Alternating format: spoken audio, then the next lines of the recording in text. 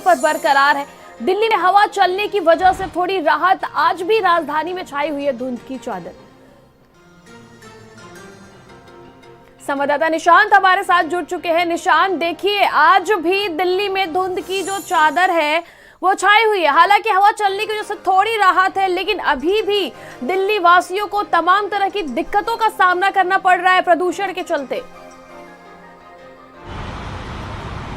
सही कहा त्रिशला आपने। हमारी मौजूदगी इस समय दिल्ली का दिल कहे जाने वाले कनॉट प्लेस पर है और आसपास की तस्वीरें आपको दिखाएंगे राहुल जी, और जिसके बाद हम चर्चा करेंगे। देखिए, धुंध की चादर पूरी तरह से यहाँ पर छाई हुई है, लेकिन राहत की बात ये आ रही है कि आम दिनों की तुलना में, यानी बीते एक हफ्तों की तुलना में आज थोड़ी राहत जरूर है। हवाओं के चलने के कारण यहाँ पर धुंध का असर थोड़ा कम देखने को मिल रहा है। इसके अलावा एक और अहम बात हम आपको बता दें कि आज गोपाल राय की एक अहम बैठक भी होगी, जिसमें यह निर्णय लिया जाएगा कि क्या जो स्कूल को बंद किया गया है उसको आगे बढ़ाया जाए कि खोल दिया जाए, यानी प्राइमरी स्कूलों की बात करें। इसके अलावा जो भी नियम सख्त पाबंदियां लागू की गई हैं उसमें किस प्रकार की आगे को व्यवस्थाओं को लागू किया जाए, ये देखा जाएगा। देखिए, जो धुंध की चादर है वो थोड़ा कम यहाँ पर देखने को मिल रहा है, जो कारण ये बताया जा रहा है कि जो हवाएं चल रही है उसकी वजह से। इसके अलावा आज सोमवार का दिन है, दफ्तरों के लिए लोग निकल रहे हैं, लेकिन अपने चेहरों पर मास्क पहने हुए हैं। सबसे बड़ी बात रिश्ता यहाँ पर यह है कि ये बहुत ही गंभीर मुद्दा है। एनसीआर हो, दिल्ली हो, प्रदूषण का संकट अभी भी बरकरार है और काफी गंभीर संकट बरकरार है। AQI आंकड़े की बात कर ली जाए तो दिल्ली हो, एनसीआर हो, बहुत जगहों पर 500 के करीब पहुंच चुका है। इसको किस तरह से लगाम इस पर लगाया जाएगा, अभी तक सरकार इस पर चेती नहीं है, ये चिंता का विषय। लेकिन खुद प्रकृति अभी थोड़ा मेहरबान दिख रही है कि कम से कम हवाओं की वजह से प्रदूषण में राहत मिली है। त्रिशला, बिल्कुल, देखिए राहत तो मिली है निशांत प्रदूषण से, और अब हवा भी चल रहा है। लगातार गोपाल राय की पहले भी मीटिंग हो चुकी है इस मामले पर, और आप बता रहे हैं कि आज भी मीटिंग होनी है। सिर्फ मीटिंग्स होती रहती है निशांत। देखिए, जब भी अक्टूबर का महीना आता है, दिवाली के एक महीने पहले से ही प्रदूषण शुरू हो जाता है। दीपावली पे जो प्रदूषण होता है अपने चरम पर पहुंच जाता है, जिसके बाद धीरे धीरे कम होता है। ये जो 3 से 4 महीना है वो दिल्ली वासियों के लिए बड़ा मुश्किल से बीतता है। तमाम तरह की जो सांस संबंधी बीमारियां उसका सामना करना पड़ता है। बच्चों के साथ बहुत दिक्कत होती है। आपको भी पता है कि इस तरह के जो पॉल्यूशन है वो बच्चों पर कितना असर डालता है। इंस्टेंट तो वो ठीक हो जाते हैं, लेकिन जो सांस की बीमारी है वो परमानेंट बच्चों में हो सकती है। तो इस पर सख्त कदम क्यों नहीं उठाया जाता है? सिर्फ मीटिंग पे मीटिंग्स क्यों हो रही है? इधर MCD के चुनाव का भी ऐलान हो गया है, सिर्फ बयानबाजियां और राजनीति चल रही है। सिर्फ दिल्ली वासियों के स्वास्थ्य के साथ खिलवाड़ किया जा रहा है। निशांत,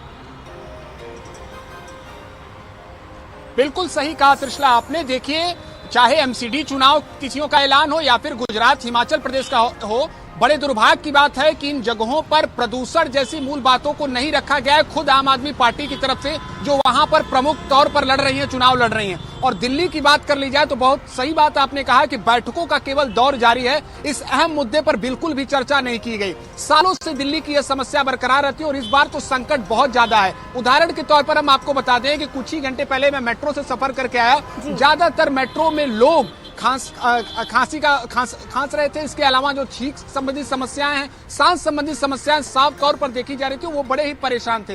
यानी अपने आप में बताइए कि एक छोटे से मेट्रो में हम इन बातों को समझ पा रहे हैं तो आगे की स्थिति क्या होगी। अस्पतालों में सांस संबंधी समस्याओं के मरीज जो हैं एक लंबी कतार में लगे हुए हैं। इसके बावजूद सरकार इस पर नहीं ध्यान दे रही है, एक हेल्थ इमरजेंसी के तौर पर है। और अब केवल और केवल इस पर आरोप प्रत्यारोप का दौर जारी है कि नहीं, पराली जलाने की समस्या ये है, और भी बातों पर ठिकरा मोड़कर अपने आप को बचाया जा रहा है। लेकिन लोगों के स्वास्थ्य के साथ आज भी खिलवाड़ किया जा रहा है, ये एक बहुत बड़ा विषय है। तो उम्मीद हम करेंगे कि कम से कम अभी से भी सरकार चेते और आगे आने वाले समयों में दिल्ली के लोगों को एक स्वच्छ हवा में रहने का माहौल दे।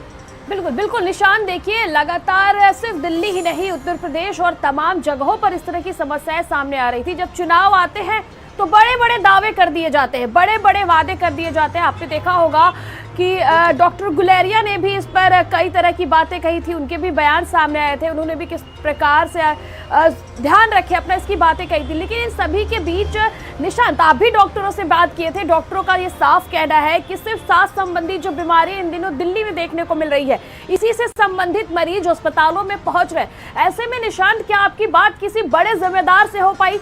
क्या उन्होंने कोई भी रास्ता बताया कि अब चलो हर बार यही कहना होता है, शायद अगली बार भी यही कहा जाएगा कि अगली बार पहले से नियंत्रण पाया जाएगा, लेकिन क्या कोई एक भी लॉजिकल जो तरीका है वो प्रदूषण से बचाने का अभी तक दिल्ली सरकार या आप सरकार की तरफ से लाया गया? क्योंकि देखिए स्कूल तो बंद कर दिया गया, ऑनलाइन क्लासेस चल रहे हैं, इसका असर बच्चों की पढ़ाई पे भी पड़ रहा है। हम सभी जानते हैं कि जब लॉकडाउन के दौरान ऑनलाइन क्लासेस थी तो बच्चों की पढ़ाई कितनी इफेक्ट हुई थी। उसके बाद अब ऑनलाइन क्लासेस चल रहे हैं, तो क्या बच्चों को घर में रख देने से इसका सॉल्यूशन निकल जाएगा? निशांत, देखिए अहम बात कही त्रिशला आपने। आसपास की तस्वीरों के साथ हम आपको इस पर चर्चा पर विषय पर आगे जाना चाहेंगे। देखिए कुछ दिन पहले भारत समाचार की टीम ने मेदांता के प्रमुख डॉक्टर से बात की थी। उनका साफ कहना था कि एयर प्यूरिफायर हो सके तो घरों में इस्तेमाल करें, इसके अलावा जब बाहर निकले तो मास्क का प्रयोग करें, और बच्चे तो भूलकर भी बाहर ना निकले, जरूरत ना हो तो बिल्कुल भी ना निकले। इसके अलावा जनप्रतिनिधियों से संवाद करिए, उनसे पूछिए, उनसे जवाब तलब करिए कि आपने प्रदूषण को रोकने के लिए क्या किया। कहीं भी पेड़ का कटाव हो रहा है तो उसको रोकने का प्रयास करिए, इंडोर प्लांटिंग का, ये तमाम बातें भारत समाचार से खुद उन चिकित्सकों ने की। लेकिन आप जिस जिम्मेदारी की बात कर रही हैं, शायद दिल्ली के जो जनप्रतिनिधि हैं इससे पूरी तरह से लापरवाह हैं, केवल और केवल देखा दिखावटी बातों को कागजों पर उतारने का प्रयास करते हैं। लगभग भारत समाचार की टीम 1 महीने से इस पर पड़ताल कर रही है। हमने इंडिया गेट की तस्वीरें दिखाई, उस समय तस्वीरें आपको दिखाई जिस समय दिल्ली की सरकार ने 15 सूत्री प्लान बनाया था कि हम इसको जमीन पर उतारेंगे, एक वॉर रूम तैयार किया गया था। लेकिन सवाल यहाँ पर यह है कि वो वॉर रूम कहाँ चले गए? वो आपके 15 सूत्री प्लान क्यों नहीं दिखाई देते हैं? आपने पराली को डिकम्पोज करने की बात कही थी, उसको गलाने की बात कही थी। आपका संवाद हरियाणा और पंजाब सरकार से क्यों नहीं बेहतर हो पाया? केवल और केवल उन सरकारों पर ठिकरा मोड़ देना, द्वंद्व आपसी करना, इन्हीं बातों में रह गए। लोगों के जीवन को बचाने के लिए व्यवस्थित योजनाओं को जमीन पर नहीं उतारा गया त्रिशला जी, ये सबसे बड़ा विषय है। अब देखिए अब जनता भी अपने आप को बचाने के लिए खुद जमीन पर उतर चुकी है और वो खुद ही मास्क का प्रयोग करिए, और उनका कहीं न कहीं सरकारों पर इस मामले पर भरोसा कम हुआ है। बिल्कुल, तमाम जानकारी के लिए आपका शुक्रिया निशांत।